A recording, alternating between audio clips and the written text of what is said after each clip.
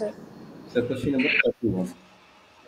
So question number 31 என்ன சொல்லிக்கிறான் அப்படின்னா, so that the identity term is an identity term. That is a very important note.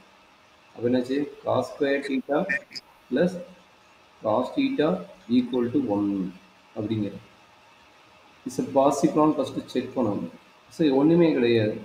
Let us take any value of theta. So taking theta is any value. எந்த வேல்யூனா theta எடுக்கலாங்க.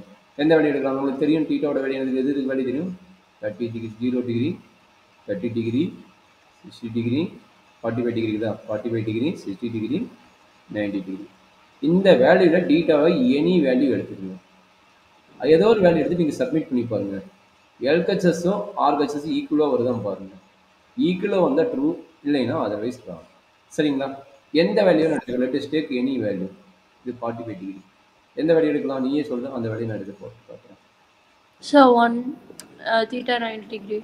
90 டிகிரியா